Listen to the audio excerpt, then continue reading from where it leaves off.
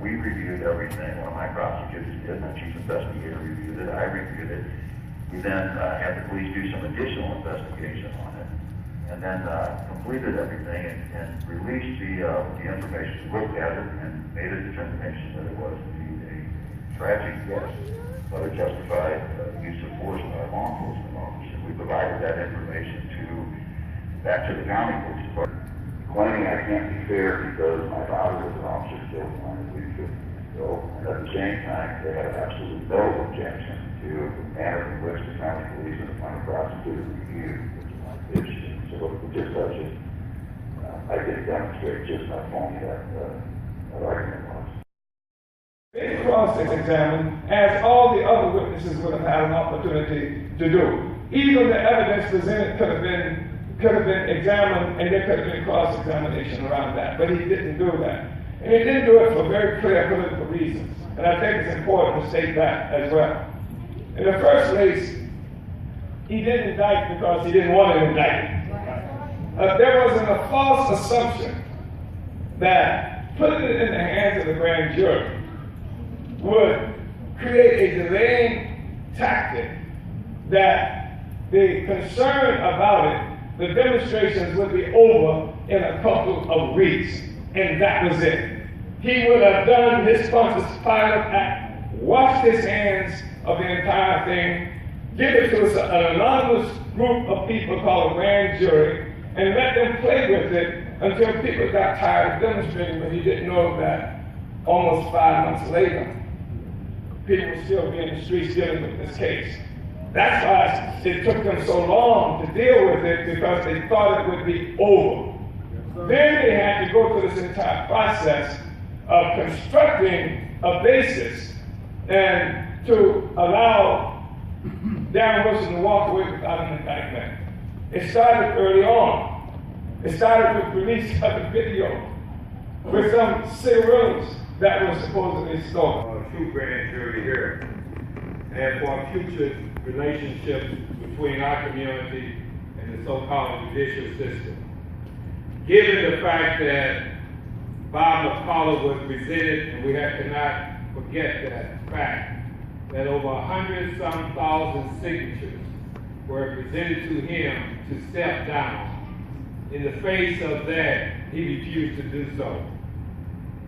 So that in of itself speaks to his character. Going back in terms of he wanting to deal with the truth getting out, why did he not sit down with the people who early on were involved in the rebellion? It's ironic, 3 days after the killing of Mike Brown, I'd be remiss to say this, in Clayton, with a mass demonstration in front of the Justice Center, there were a delegation of people proposed to go up to talk with him, to help diffuse the circumstance. 2 Christian ministers names were submitted. 1 Muslim name was submitted. A member of the Organization for Black Struggle was submitted. And myself, as representative of the Universal African People's Organization, was submitted. He sat down that he's willing to meet, with the exception of Saki Baruti. Am I not a member of the community? One that's out there in terms of seeking justice. Then past that though, we as a people, I would kindly suggest that anytime there's a racial shooting going forward, along with our black jury composition, is that all juries need to be 50-50, black and white. When there's a white officer involved in the shooting death of a black man, that makes common sense in my estimation. Even though, as my brother pointed out, we need not have gone through the grand jury process. Why not put everything out on the table so that the public can be judged? 12 years ago, mandated that the state attorney conduct yearly studies as to whether or not black people are disproportionately stopped on the highways here in the state of Missouri, and every year it comes back. So what we were calling for is not only an investigation by the state's attorney into that practice, but to put into law penalties that punish those municipalities that shows a clear example of racial style. So that means then that more organizing needs to take place, pass our demonstrations up into Jeff City, calling for such laws. But to make that happen, one of the key things that must happen is that we got to get organized, and we got to also pass our demonstrations, apply some economic boycott that someone had made mention earlier. Yes, we need to really seriously shut down the economics of this region as well as across this country. Shut it down. To that end, I know there's a proposal out there in cyberspace talking about a $1 trillion boycott.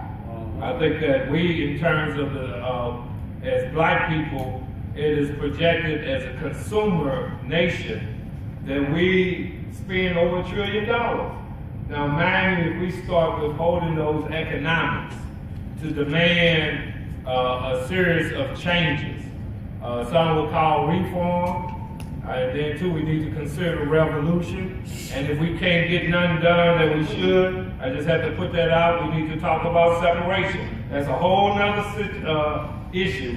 But in terms of going back to your initial issue, we have to organize, apply pressure to make it mandated that penalties are applied to those municipalities that practice racial traffic stopping.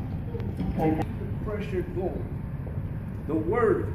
Just the other day, Steve Stickler. Go to the mic, brother. Go to the mic. I need to hear you. Okay. Go ahead. Check. Okay, what I'm saying is we must continue to apply the pressure. The new word, and you better listen to what the word is. The new word, move forward. Stringer just took over office out there in Charlie Dooley. Every time you see someone, we want to get past Ferguson. We want to move forward. No, you're not going to move forward until you handle this issue here at hand. Right on. We want some justice, Right on. and we want it now. Preach, brother. Bob of color, goodbye. Goodbye. Don't stop. Then you go to Jeff City again, because that's the one that controls everything here. So just remember, when somebody tells you we got to move forward, can't move forward until we deal with what's here on hand. Preach, brother. Preach. Thank you very much. Ladies and gentlemen, sisters and brothers, thank you very much for attending the first day of the Black People's Grand Jury. We're going to be here tomorrow, start at 10 o'clock sharp. We want you to be here on time. I will be here no later than 9:30 so that you can get seated and we can sort out any issues that we may have. But tomorrow is just going to be another day of evidence and exhibits. You'll be hearing from a family relative of Mike Brown, plus you'll be hearing from persons who have suffered police, who've been victims of police violence from this community. So brothers and sisters, thank you very much for attending the first day of the Black People's Grand Jury, and we're dismissing for the day. Thank you very much.